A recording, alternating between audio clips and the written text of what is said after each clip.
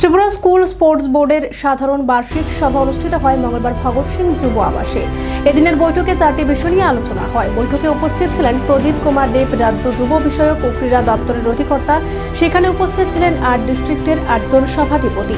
মঙ্গলবার ভগৎ সিং যুব আবাসে স্পোর্টস স্কুলের সারা বছরের কর্মকাণ্ড নিয়ে বৈঠক হয়। কোন কোন খেলাগুলিকে ডিস্ট্রিক্ট লেভেলে এবং কোন কোন খেলাগুলিকে স্টেট লেভেলে পাঠানো হবে সে বিষয়ে আলোচনা করা হয়। আজকে আমাদের ত্রিপুরা স্কুল স্পোর্টস বোর্ডের annual general meeting Bhagat Singh যুব আবাসে হচ্ছে। উপস্থিত আছেন আমাদের ডাইরেক্টর। পাশাপাশি এটা খুব আনন্দের যে 8 ডিস্ট্রিক্টের 8 জন সভাধিপতি আমাদের এখানে উপস্থিত হয়েছেন।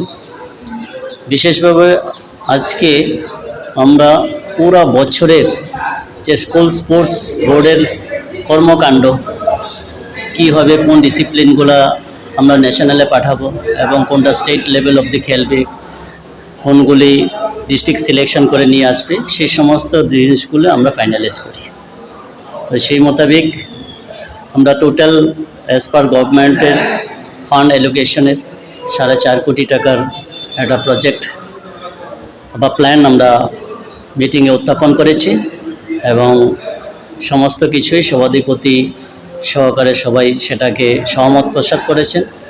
এটার মধ্যে সবচেয়ে রিমার্কেবল, এই বছর আমরা 170 টাকা যেটা ছিল প্রত্যেক স্টুডেন্টের ডিএ যেগুলি আছে ক্যাম্প ডিএ, সেগুলিকে আমরা এনহান্স 250 টাকা করতে পেরেছি এবং পাশাপাশি আমরা আরও ন্যাশনালে যাওয়ার ক্ষেত্রে 350 টাকার জন্য আমরা প্রস্তাব ফিনান্সের কাছে পাঠিয়েছি।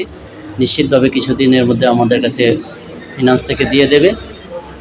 তবে এই বছর আমরা 250 টাকা নিয়েই এগোচ্ছি। প্রপোজাল বলতে এখানে সার্বিক বিষয়ে অনেক ত্রিপুরা স্কুল স্পোর্টস বোর্ডের থেকেও দপ্তরের বিভিন্ন বিষয়ে ইনফ্রাস্ট্রাকচারের বিষয়ে আলোচনা হয়েছে, যাতে করে এখানে আমাদের ডিরেক্টরও আছেন, উনি দেখবেন এগুলি কোন কোন জায়গাতে মাঠের সংস্কারকরণের প্রয়োজন আছে কিনা এবং যে সমস্ত টার্ফ গ্রাউন্ডগুলো যেটা হয়েছে সেগুলি তাড়াতাড়ির মধ্যে সম্পন্ন করে উদ্বোধন করে যাতে এই বছরে খেলাধুলা সেখানে স্টেট মিটগুলো করা যেতে পারে, সেভাবে এবার আলোচনা হয়েছে।